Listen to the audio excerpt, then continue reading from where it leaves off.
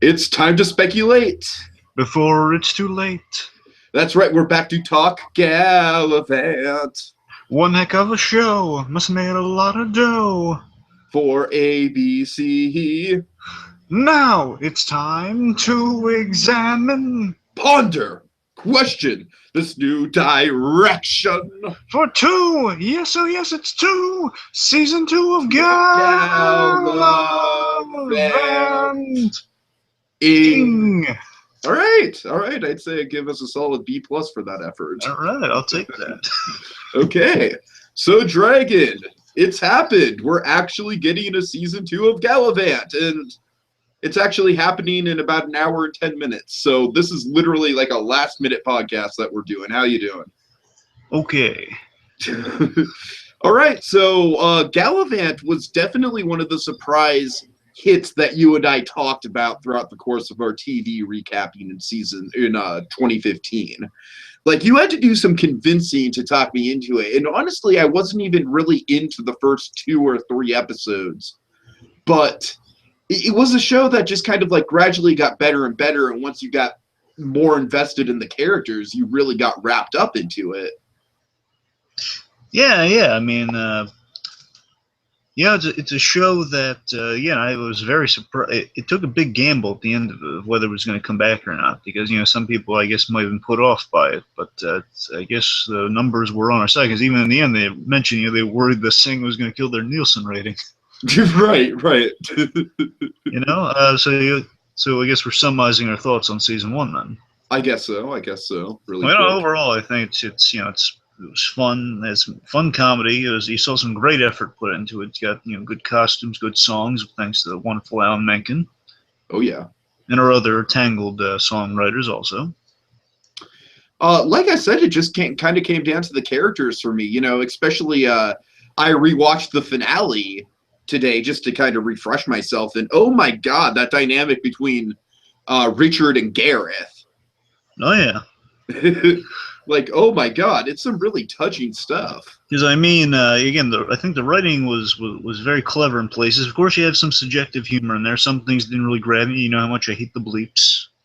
Yeah. The bleeps really take me out of it. Again, there's some subjective humor. It's a hit or miss sometimes, but I think the majority of it, is really good humor. I think it's really clever. They kind of play on the cliches, and I kind of like that.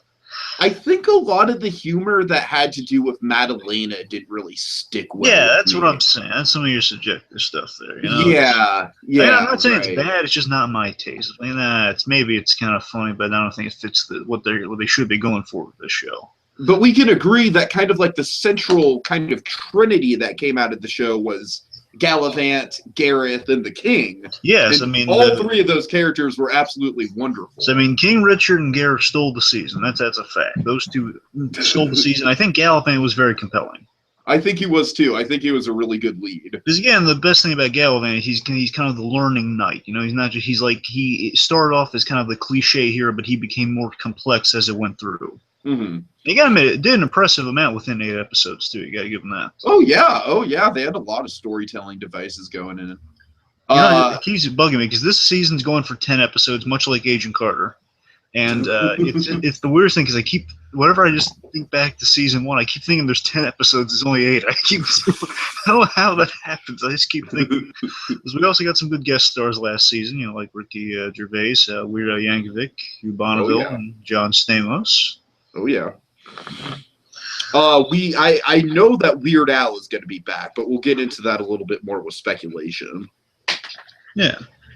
So I think again, season one was solid. It was a good exploration. It was enough to keep us hooked and wanting to see it come back. And again, there was a gutsy move ending on the cliffhanger, which thankfully paid off.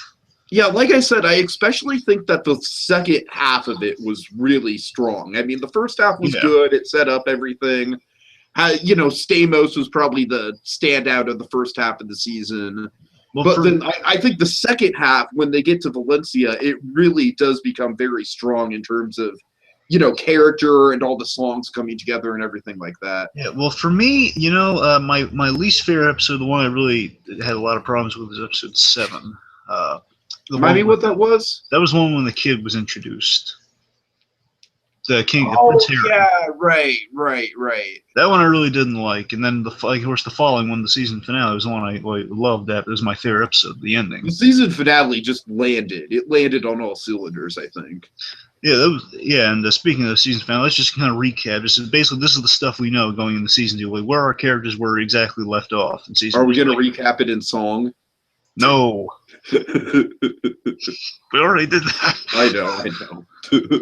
Okay, so just in a nutshell, where our group of characters are at the end of season 1 that we're assuming they're going to be in season 2, which they hinted at the end of the song of season 1 that are they going to be here, or are we going to be able to I know, it's great. They literally lay out oh, is this character going to get written out? What's going to become of this character? Yeah, so we where we left off, let's start with we had Gareth is the acting king of Valencia with Madalena as the queen. Yeah. We see Isabel, the king and queen of Valencia, and the jester, the chef, and Gwendolyn. No, it's Gwen. It's Gwen. They're the lady that the chef's involved with. All of those characters, they're at Prince Harry's kingdom. You know, the range thing where it's Isabella's cousin who's she's been betrothed to once he reaches, I guess, 18 of age. I would hope 18 years. You would hope. I would hope, but again, it's medieval times, folks. There was some really twisted stuff going on back then. We have modern 13th century men. So the point is, Isabel is being kind of held hostage by Prince Harry at his kingdom, which is where they went for refuge. That's where we're probably going to link up with those guys. Sid is with Gareth. That's the thing to bear in mind. Sid's with Gareth, which I'm sure is going to open up a lot of comedic opportunities. That's honestly, out of all the cliffhangers, that's honestly the one that was most cliffhangery for me. No, Sid! What's going to happen to Sid? No! And most importantly, Galavant and King Richard are being transported by pirates to Richard's kingdom, which unfortunately I racked my brain, could not find the name of the kingdom we start off in. I'm sure we're going to get a name on it once in this season, I would hope. But, King Richard's kingdom, that's where he's being sent to. And on a buddy adventure, essentially. They even say outright, next season's going to be a buddy adventure. Which I can't wait for, because my love of good buddy adventures. And of course, these two guys they are kind of our parallel story of the first season. They're kind of our kingpin Matt Murdock of the first season.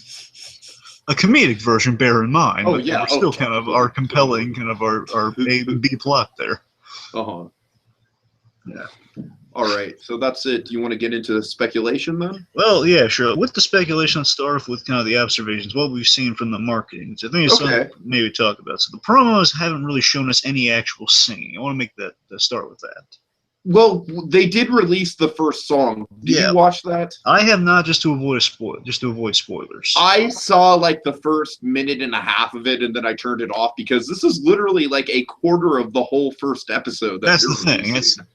Kudos to them for releasing the footage online, but still, you don't want to show too much, though.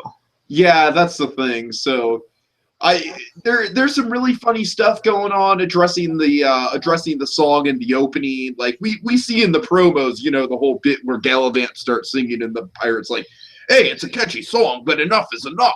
Yeah, Hugh Bonneville. Yeah. He's coming back, and I hear he's going to be a regular too. That's from what I hear. That's good. It's interesting. That was the one thing, the promos, I wish they it's either they're really saving some really good songs is what I'm hoping for, is that's the reason they haven't played any of them in the promos, but that was kind of the hooking point of the first season, you had some good old-fashioned Alan Menken type stuff. Oh, yeah, totally.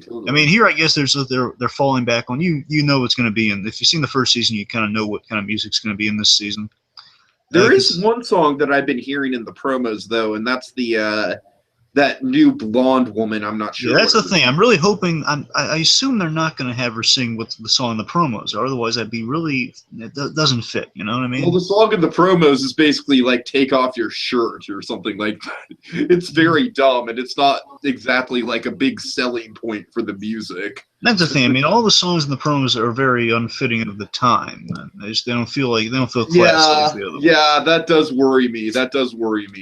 I'm just saying, but again, I think it's just chalking up to the promos. That raises a big question. I wonder if Alan Menken's coming back this season, or at least some of our songwriters from the previous season. I've seen Alan Menken. Yeah, I've seen his name in the promos. I've seen both Alan Menken and the creators of Tangled are both back. Okay, because I looked and I Yeah. couldn't find that, so that's relief, thankfully. Yeah. Okay, so that gives me hope that the songs At are least still according to the promos, I've watched like about 15 little, 20 to 30-second promos. No, they sure it's all for season 2 and not just some of the season. Yeah. I'm sure it's all for season 2. All right, I'm excited then. Okay. Yeah. From what I hear, the opening song should be a good one, as you've kind of confirmed for us here. I mean, I can't guarantee it's going to be as good as the opening Galavant song because that was just something that's going to be hard to top. But sure. But like I said, they addressed that in a humorous way before they even get to the season 2 song. So what I have kind of seen the promos and just with some of the episode titles, which we'll get into a little more in depth, but overall, I think they're going this season, just observation wise here, it's going in a more mystical fairy tale direction this season. I think you're right. Yeah, I'm going to kind of predict maybe a Princess Bride sort of tone to it. But you say Princess Bride, I'm kind of thinking in the wheelhouse because it comes on a lot nowadays. I like Ella Enchanted, the Anne Hathaway. Yeah, that's basically like a modern day equivalent to Princess Bride. Yeah, I'm not saying Princess Bride is not superior. Well, the only reason I say Princess Bride is especially because of the whole pirate dynamic that we have going on with Galavant and the King. Yeah. Really Dread Pirate Robert sort of stuff going on there. I don't know. I think they're going to be. I think that blonde lady is going to be a witch, if I'm going to guess. Yeah, I'm concerned for her, but yeah, I'm worried about the blonde lady. But yeah, we'll get to the point. I think there's going to be like some witches, some magic, some. We'll get into the other stuff when we get to episode titles. Anyway, so I guess let's get into. Mark Hamill could have played a wizard. He could have played a wizard, BlueDragonFive. He could. That's literally what I had. First thing on my wheel of guest stars, Mark Hamill as a wizard with a beard and everything. You honestly think I wouldn't go nuts if I found out Mark Hamill was part of this show? What do you think? I'm facing realities here, Tiki. I don't think we're going to get Hamill.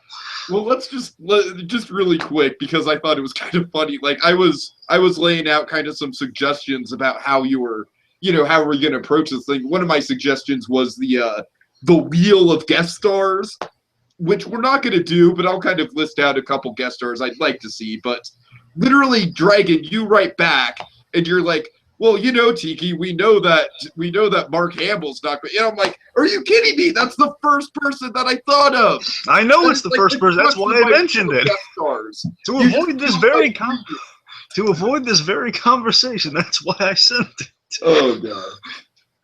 Because I just thought it was humorous because I was so pumped to come on and talk about Mark Hamill as a wizard, but you're like, oh, we know Mark Hamill's not coming on. Well, to make Tiki feel better, I crafted a few actors and actresses I wouldn't mind seeing. That I think some of which I think we might have an actual shot of. A few of them are just kind of shooting for the moon, but hilariously. All right. Okay, so here's some realistic ones. Most of these are ABC stars who feasibly could come on. Okay. Ming-Na Wen being the top of those just feasible stars. She's Melinda May, and I met her. She's very nice, and she's very funny. I think she fit in very well. Mm-hmm. Also, she voiced Mulan in animations. I mean, she's kind of. There you go. That's what I'm saying. I think Ming-Na Wen could be great. She is very funny in real life. Anyway, John Stamos definitely should return. Right. I think, because I love John Stamos. Weird Al. If we're going to talk about returning guest stars, I know Weird Al did one day on set, so I'm assuming his role is going to be like a cameo. Oh well, if he was one day on set, sure, I don't see why not. That sounds awesome. Yeah. I mean, you know me, I want to see like a full season arc of him and Sid, going on an adventure together, but I don't think that's going to happen. Remember, Sid and Weird Al are in the same location there. Well, Sid and Weird Al are in the same location, and Sid was kind of aspiring to be a monk, so. Yeah. So I mean, there's a chance there. I mean, they're in the same location. They're very close by. I saw the Facebook post that I saw of Weird Al was like, yeah, I just spent a day on the set of Galavant. Glad to be back. Or he could have wrote a song for him, but as the monk guy, probably. Oh, God, if he wrote a song for Galavant. That'd be neat. Yeah. But anyway. So again, John Stamos returning for me, that'd be nice, because I like kind of the rival character was set up for him against Galavant. He's sounds like kind of a good counter opposite to Galavant, kind of the other show. Right. Kind of a reflection of who Galavant used to be. It seems kind of neat. Ricky Gervais, if we're going the fantasy route, he'd fit right in. I would love to see Ricky Gervais come back. I think he's another feasible one who definitely could come back with the magical thing, as you Totally. said. Here's one that's just absolutely shooting for the moon, but I mean, he'd love to do it. Bryan Cranston. Of course. Again, what would you have Bryan Cranston do? To be honest with you, I'd love to see him as like a merchant of some kind. Personally, I'd love to. Cause I want him just like to sing like a little appearance on there, saying, "Hey, it's me too." It's like a little funny, like and me. All right. There's a little Bryan Cranston though. He's a funny guy. He likes to do that sort of stuff. I mean, he's game for anything really when you think about it. I'm not sure exactly how feasible it would be, but I would love to see Kevin Smith pop up somewhere. I don't think they're gonna get Kevin Smith. I would love to see Kevin Smith pop up somewhere. I don't know.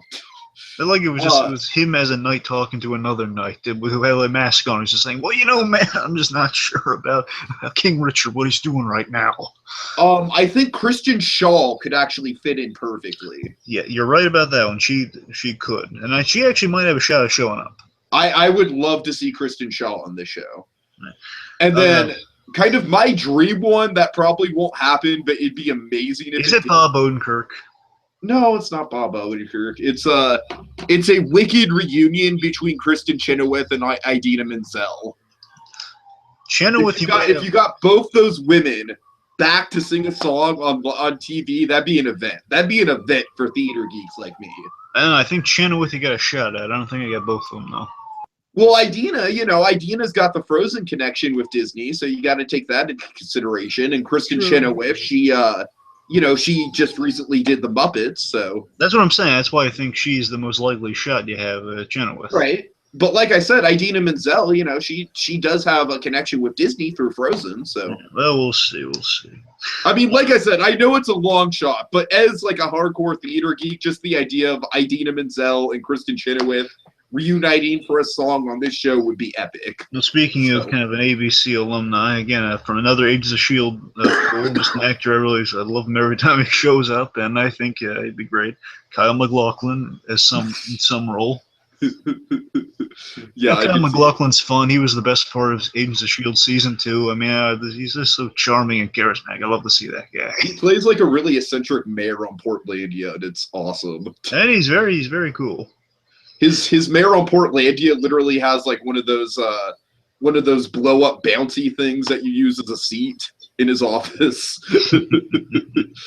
Okay. I'd love to see Janet Varney there, just because I adore that. I adore that woman. She's very friendly, and she is Korra in Legend of Korra, and she also has a lot of comedic. She has a lot of comedy in her stuff. She has riff tracks a lot of the time. What about Rob Paulsen showing up somewhere? Rob Paulsen would be amazing and not totally unfeasible. I can maybe see Paulsen coming in. Yeah. All right. Anyway, so the last one, this one's just not an ABC alumni or anything, but this one just would be great to see on there, and you'd love it. It gets kind of shooting for the moon, but there's always a slight chance. Nestor Carbonella. I don't think that's shooting for the moon. I don't think he's like a big A-list actor or anything like that. I want him to be kind of like it sounds like they're gonna be just kind of segueing us into some other speculation here. I hear we're gonna have a lot of armies this season too. 3 armies, and I think he'd be kind of like the cool D knight, like the awesome knight of one of being basically Romero as a knight, essentially. Well, okay, I'll give you one positive for Nestor Carbonella possibly showing up here, is that his favorite character that he's ever done, he said in interviews, is Richard Albert from Lost, and Lost is an ABC show, so there you go, that's a connection. So I just imagine just him being like the comedic force, and just him delivering the lines so straightly, and him always being the punchline of the jokes. it's like you have your 3 armies, and he'd be like the most awesome one, just saying, well, it says, oh, you expected us to come all the way from just playing a deadpan straight in this really crazy world, Right. Yeah. Oh, anyway, that's really all. And then we'd wait for his song. We'd wait all season long, and then when he finally belts out a song, it's the most awesome ballad of the season. That'd be great. But I'm just saying, him as kind of the cool knight, I think would be neat. Okay. Okay, let's see. So getting into some other speculation. So again, overall, the biggest thing I'm excited for this season, and I'm sure we're going to get, is kind of the buddy adventure with Galavant and King Richard. And it seems in the marketing, at least in the promos, that's the goal, as we can expect, is to save Isabella for Galavant's side. Of course. And there's a question. There's a question with the plot I want to address. He's going into his all speculatory questions and quandaries we have right now. Again, Galavant is tasked with getting King Richard back to his kingdom, back to the one he does, in fact. So I'm wondering if people have moved in there while he's gone, and maybe that's what the first obstacle they have to face.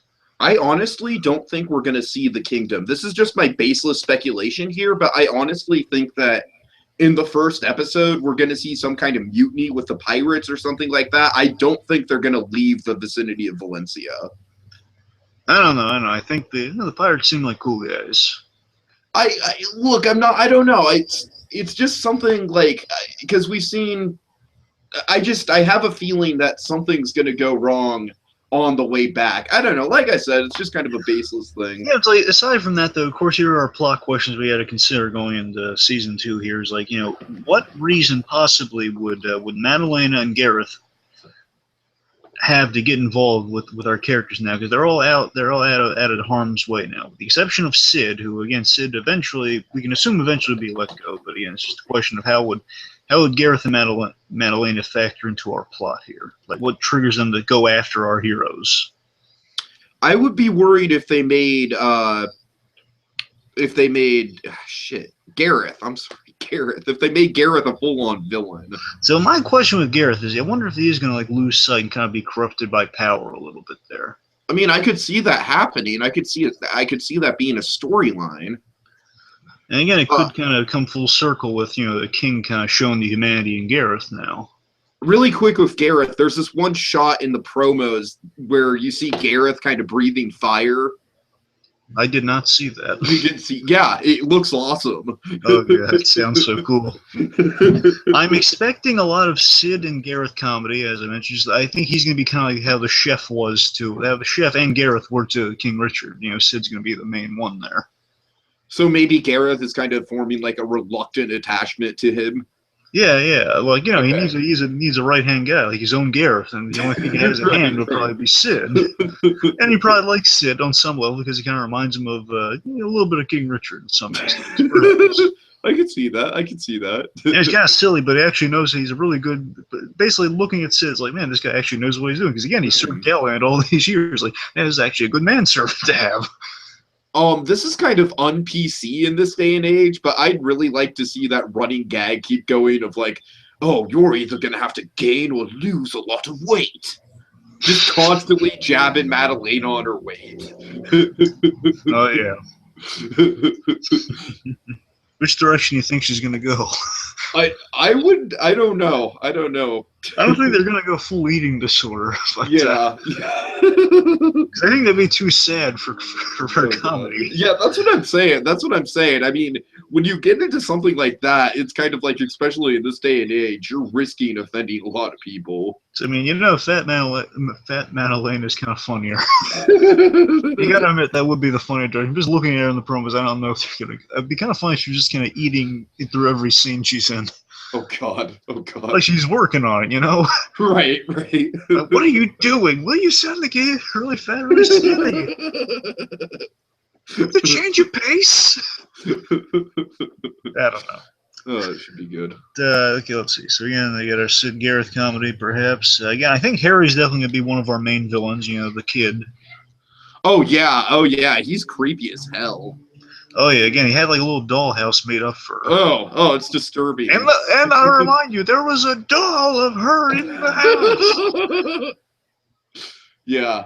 Very scary. That kid rubs me the wrong way. Oh yeah, totally. I'm not afraid to berate creepy children. I'm not afraid to do that. Nothing against the actor, just against the character.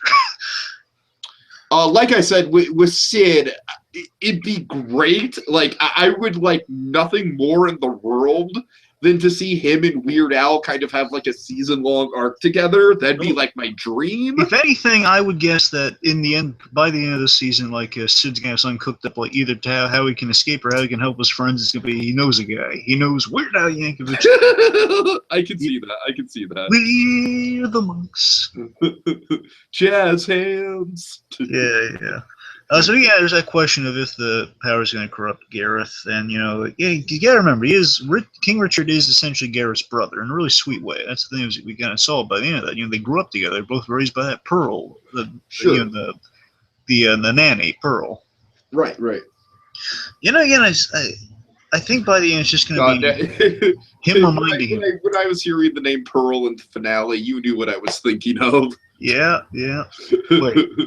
Oh, that Pearl, right. Yeah. It's on the mind, man. It's on the mind. That show's coming back tomorrow. Let's see. So not a lot left here, except for our next segment here. Let's just see. Oh, here's something to speculate on. Okay. So I'm thinking perhaps, if they want to go for maybe kind of a powerful thing within the comedy here, it'd be black comedy, but at the same time be kind of like some of our genuine heart we do get from this show time to time. Where I'm thinking Chef and Gwen might meet a powerful ending. Chef and Gwen are definitely the characters that are most likely to have some sort of dark Shakespearean thing happen. Because you got to remember, they're whole characters. They're destined to die. Absolutely. They had a song about it. They had a delightful, happy-go-lucky song about it. The thing with all the dead babies in it. Remember that song with all the dead babies? All the empty baby carriages. Oh yeah. I'd like to see a genuine kind of like Romeo and Juliet style, like they're both sacrificing themselves for each other or something like that. I don't know. It would be neat. I don't know. I think it's got to be some sort of sacrificial. I think they're both kind of sacrificing themselves in some way. Right. Okay, I think by the end, definitely. I think Richard will still be king, but he's going to become a wise, benevolent king, like a good guy king. Yeah. Oh yeah, totally. I'm convinced that's what Richard's arc is going to be. Again, he's come around. I think he's just going to be kind of realizing, well, now my whole life's changed in so many ways. Now I'm kind of. You've got to learn to be a little bit like Galavant, in a good way, instead of like having a whole song how I want to stab him and shoot him with a crossbow. Oh God. I want to shoot him with the crossbow. Oh my God, Timothy O'Munson, I cannot wait. Just that scene in the finale when Galavant goes to talk to him about Madalena's feet. Yeah. And he's in bed in like the Prince John from Robin Hood pajamas. Again, he's so much Prince John. Oh, I know. With the crown and everything. And also, I kind of have to wonder if we're going to see Madalena's feet this season. Oh God. Can you imagine if, for some reason, she's sleeping the other end, and I just imagine this funny image of Garrett trying to read her something in bed. I kind of such a domestic thing. He's turning to his left, and her horrendous looking feet, ugh. As she's snoring on the bed. Oh God. It'd be funny if then he shoved her off the bed just to wake her up. Anyway, let's see. Really quick, they have mentioned Valencia by name a couple times in the promos. So of course, that's where Gareth and Madalena are. So we gotta go back.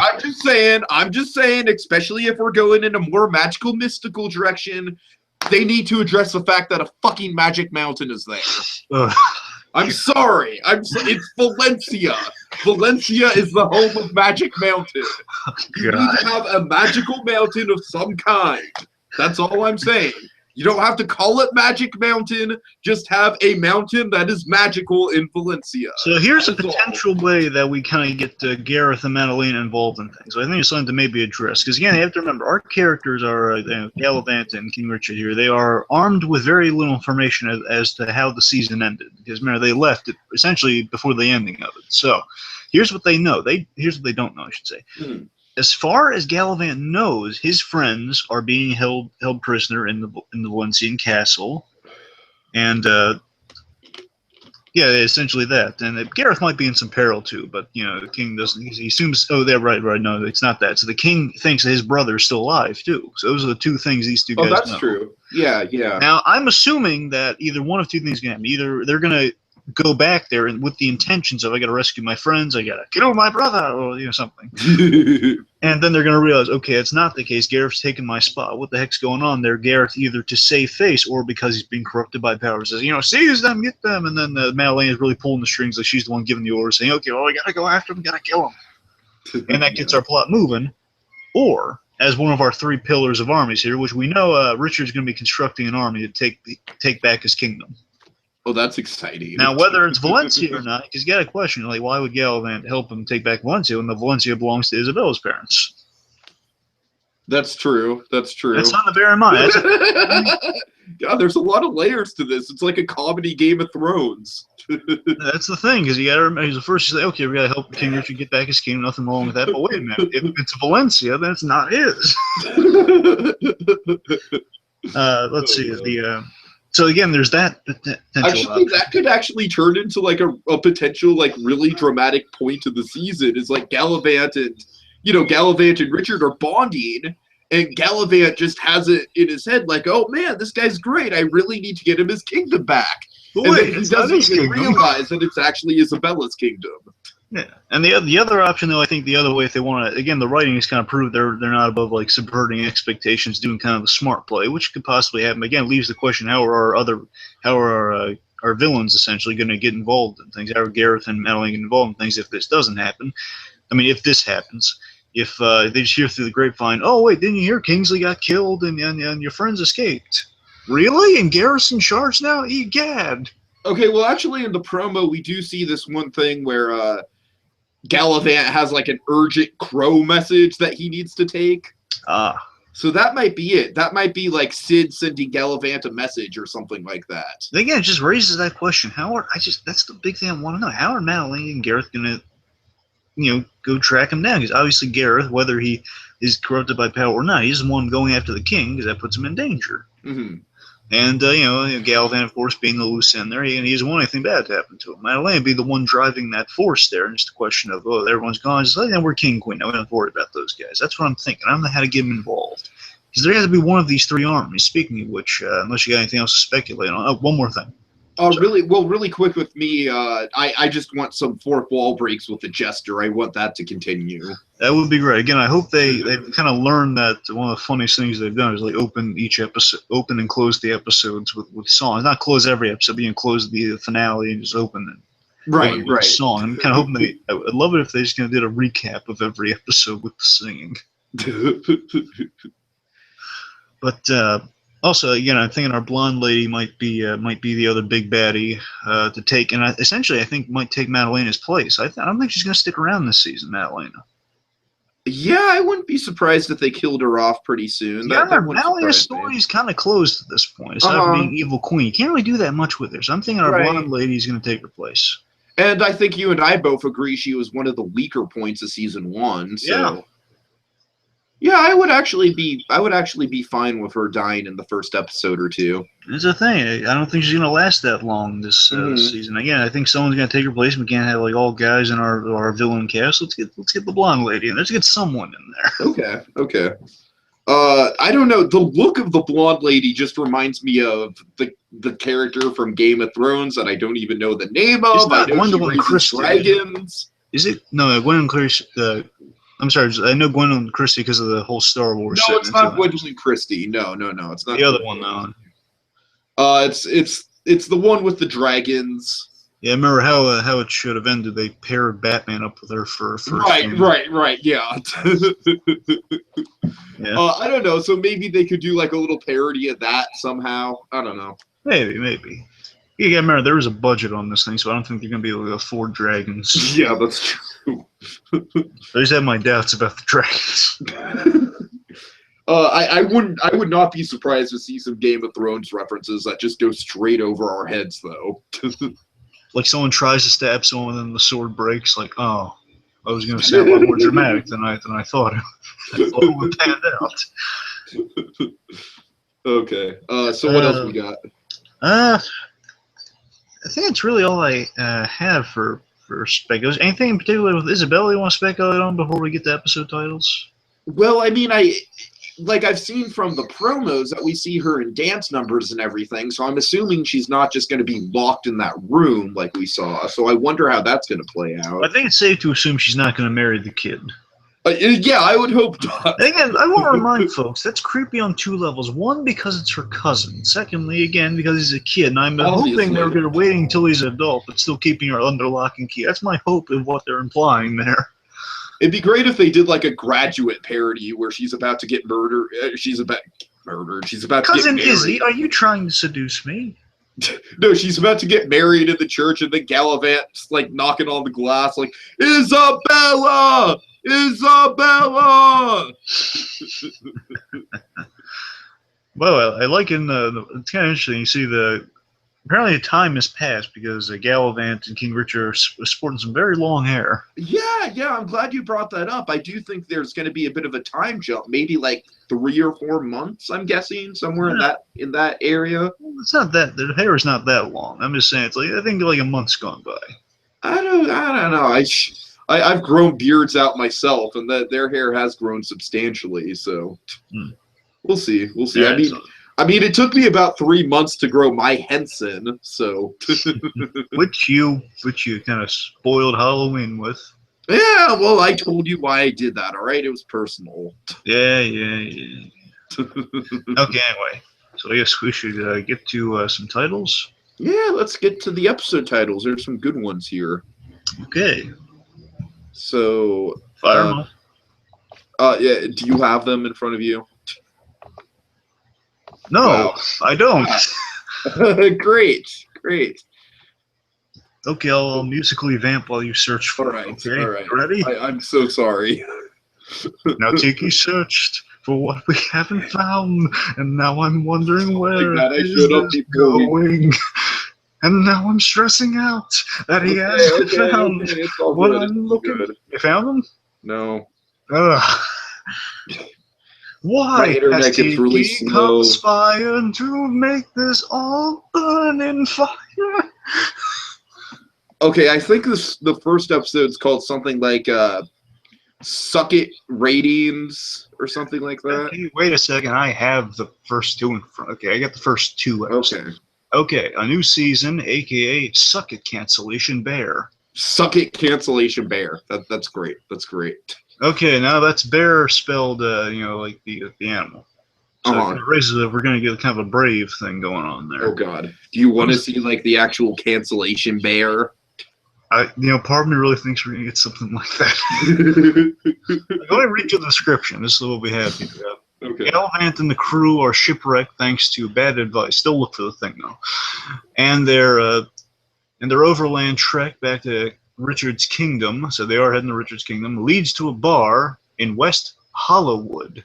Okay. So they're still in California, in medieval California, which is pretty interesting. And again, okay, this actually leads even more credence to my whole Magic Mountain theory. Because Hollywood is just like about 20 minutes from frickin' Valencia, where Magic Mountain is. Any luck? No, because my internet's acting like shit. Fine, you musically vamp while I find it.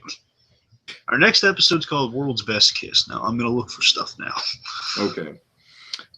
World's Best Kiss. Well, obviously... they see a fortune teller. That's all they've revealed in the description. A fortune teller, okay. So I'm thinking that either that's our blonde lady or our blonde lady is in another aspect of the show.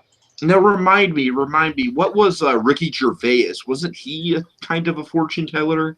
No, he was like meditation. Basically, he allowed them to time travel in their minds. It was like psychedelic. Oh, okay, right. Yeah, almost there. I'm so sorry. My internet is like crap right now. Yeah. And here we go. We have episode titles. Thank God. No descriptions, but we have titles. Well, I wasn't expecting all the descriptions to be up yet. Okay. So again, World's Best Kiss. I'm assuming that's going to relate to Galavant. Darn it! It's going to involve Galavant. Gotham is. I saw people commenting on the promo saying, I checked this out because I saw the end of Gotham. There's people are just they're mistyping Theo Galavant and they're ending up at Galavant. It's pretty funny. Oh, it's not just us. I want to say that Gotham did that on purpose. I would love it if James Frain just But again, he was in Agent Carter last season, so another ABC show, another. Oh yeah, he just popped up. James Frank. Okay, anyways. What if he pops up as just a character like a Galavant doppelganger named Galavant? Or no. What if he's like a French version of Galavant, and he has the T in his name, but the T is silent?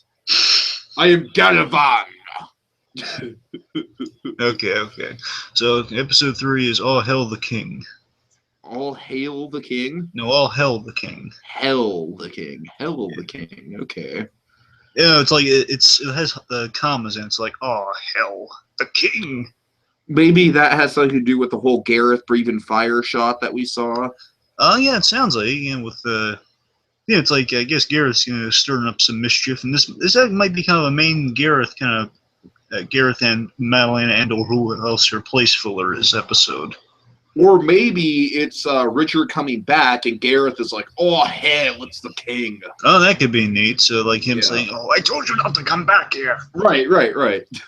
First of all, God bless Vinnie Jones. I love that guy. Oh, I know. He's a treasure. He's so perfect for this role. So, it might be like him. Plus, it's probably going to get your fire shot to me. Come on. Mm-hmm. So, it's probably going to be Gareth like, oh, no, he's back. Okay, let's see. So, by the way, do you want to highlight some directors here? Oh, yeah, sure, if we have any good names. Dan Fogelman, who essentially is kind of one of the big guys behind the show. He's written a lot of comedy. He was in Fanboys. He. Oh yeah, right. Yeah, he was our quote unquote Han Solo in Fanboys. Mm-hmm.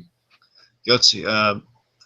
Importantly, I want to mention Chris Coach. Now he was the director of some of our favorite episodes, the beginning and the end. He directed the pilot, Joust Friends, Two Balls, and importantly, again, it's kind of a mixed record. My Cousin Izzy, which I wasn't really crazy about, but he also directed the finale, which is fantastic. Yeah, I also wasn't crazy about Two Balls. That was probably my least favorite of the whole run. Now, Chris Coach has not been announced yet there are still like 4 slots open of directors haven't been announced yet. So far, he hasn't been announced to come back yet.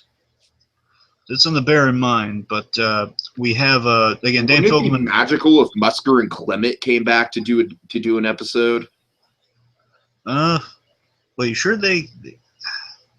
Musker and Clement directed an episode in the first season? No. I'm not saying. I'm sorry. I didn't mean come back. I just meant like reunite to do an episode. Oh, that'd be great. I love that. Right. But, you have some famous. We do have some famous people in the credits here, and as the writers and the directors. Mainly as the writers, because we got Scott Wingert. Scott Wingert. Steve from Full House, and of course Aladdin. Right. He's a writer. He wrote some of the episodes. He wrote an episode in the first season. Again, unfortunately, he wrote the worst episode of the first season, in my opinion. And he's writing an episode in this season. Okay, anyway, so Dan Fogelman, he's coming back for the first episode. Again, he wrote our first episode and many episodes in the first season. Again, he's kind of the showrunner in many respects. Mm-hmm. We got John Fortenberry. John Fortenberry, he directed Comedy Gold and Completely Mad, Elena. Okay, Comedy Gold was a really good episode. So he's directing our first 3 here. So again, he's directed the first one, World's Best Kiss, and then the King. Okay. Then we got the 4th episode is Bewitched, Bothered, and Belittled. So Bothered. Well, So first Bewitched, off, that's definitely hinting at some witchcraft or magic involved. now first of all, I think this the reason it's in 3s, I think is like maybe some foreshadowing to our 3 armies already. At least it's kind of our 3 sides, perhaps. At least our 3 main stories going on here. Okay. So we got Bewitched is probably going to be my guess be Galavant and Richard involved in witchcraft, like on their journeys. Mm-hmm. Bothered might be Gareth's story, and Belittled is probably going to be Isabella's thing, dealing with the little guy. Right. Yeah, that makes sense. And that might be Harry become embittered with the fact of like, no, she won't just like because I'm a kid, because I'm little. Maybe that's a guess. We got new directors on that one. We have Declan Lowney as the director, and our writer is Maggie Bendur. Okay. funky names, but I'm not going to judge them. Okay, well, then, next we got an interesting one. Again, kind of in our mystical fairy tale direction, very kind of El-Enchanted-esque here. We got giants versus dwarves. Okay. That's going to be an interesting one. Yeah, I wonder how they're going to do that. Oh, frickin' Peter Dinklage. Oh my Get God. Peter Dinklage in there. Seriously. That would be fantastic. Oh my God. Wonder if he's been killed off in Game of Thrones yet or not. No, he hasn't. Yeah, I don't know. I can't keep track. I hear they're bringing people back. They're killing them. I don't know. I know. Okay, well, same director. The Walking Dead dealt with the same thing, so. Same director as I mentioned previously, and the writer is Dan Koppelman, whose name sounds familiar, but I can't place it at the moment. Okay, then we got episode 6. It's a pretty funny title. About Last Night, spelled with K. Oh boy. Oh, about last. Stamos? I'd love that. You know, I'd love that. Yeah. That's either Stamos or Romero. Oh God. But yeah, Stamos. Seriously, I think he'd be great to come back there in that role. Otherwise, it's going to be it's going to be centered around Galavant. We can assume. Paul Murphy is going to be our director. I don't know who that is off the top of my head. And then that's the episode Scott Wingard is writing. So again, some concern there. I mean, like the guy, not crazy about his writing. We'll see. Now the rest of them unstated for the director and writers, but let's go through the titles. So we have Loved and Death. That's our next. That's episode 7. Loved and Death. It'd be interesting if they had an actor to portray death. I don't know. It might. I think it's just gonna be thematically about love and death. Okay. Maybe this is where we get our big Gwen and the chef payoff. That would make sense. Again, death is kind of their main kind of connecting point there, so they would definitely have to factor in around. And death. love is also their main connecting point. So it sounds like it's going to be a chef-centric episode. Maybe. Okay. Okay. Now this next one's going to be a little tricky. Trickier. It's called Do. It has like a D, a little comma, and do. Well, so it's like D, like do, like it's like the same word. It's like can't, like a little apostrophe thing. So it isn't like Mountain Dew. The dew. Well, I think that's what they're referencing, but it's like the plural, like the do. It's like short for something. I remember the Santa Cruz Beach Boardwalk had a flat ride. And it was sponsored by Mountain Dew, and the actual name on the map was the Mountain Dew the Dew Wave Jammer. Not just the Wave Jammer, the Mountain Dew the Dew Wave Jammer. All right, I'm sorry. I have no idea what that episode's going to be. I could not even begin to speculate. A part of me thinks it's going to be the king, losing his. Exploring the flower garden, so to speak. Well, he said it. I think that episode might be that. I think it's gonna be the king, maybe with the blonde. Maybe it's him with the blonde. Maybe that's it. Again, we don't know what this blonde's role is gonna be. She could be the fortune teller. We don't know. Do we have any new actors or major new cast members or anything like that? Well, I mean, yes, but we thought it would be more of a surprise affair. Who officially we've gotten? All right, fair enough. We're running out of time anyways. Yeah, we only got like 2 episodes. Like I said, do the dude. I'm pretty convinced that's a Mountain Dew reference. So we know that. I think it's one. I think just off the top of my head that might be a really. What if they have to literally go into the Magic Mountains to get the Magic Mountain Dew? Oh God! A part of me does think Ricky Gervais might factor into that episode. Why I have no verification. I just maybe. Okay. Either that, but again, I think it might be King Richard kind of polishing his crown, so to speak. Oh boy. Okay, then we got the episode. Oh, polishing his crown might be the wrong analogy there, but he's. I know what you're saying. He's dipping in and finish, so to speak. Oh boy. So we got the Battle of the Three Armies. This one's probably going to be kind of our penultimate episode 9. The Three Armies. That's definitely a Hobbit reference. Oh, clever. And by the way, this is all going on within this month, by the way. So I guess January is Galavant month. Right. So it's going to be 2 half-hour episodes a week. Yeah. So it says the last two episodes will be January 31st. So I guess I got to admit, it's kind of a relief because wasn't Agent Carter airing at the same time as Galavant last year? It was. Agent Carter is going to start the 19th. So that's going to be So just for our own personal benefit, that's kind of a relief that we don't have to do both of them in the same week. Well, eventually we will. I mean, eventually Agent Carter starts the 19th, and that'll be still within this. Okay, well, we get at least a little bit of a break. Yeah. Maybe like a half and half. Oh, God. Anyway, so the Battle of Three Armies, we're assuming is like when things are going to kind of build up. Again, King Richard's constructing an army. We know that much. And, of course, we have some of our bad guys established. Like, we are assuming Harry, because we know Harry definitely has an army at his disposal, which, again, which really bugs the crap out of me. Why didn't his army get used to save Izzy? But, you know, I mean, he had them, and they just left. Yeah. Anyway. So the Battle of Three Armies were, again, for all we know, could also that third army could be giants, dwarves. We don't know. Right. Gareth's army, again, we don't know what side Gareth's on. There's a lot of stuff we don't know here, folks. But that'll soon be remedied. Okay, that one, of course, our last one. This is a biggie. You ready for it? Oh boy. Are you sure you're ready for it? I don't know. Oh wait.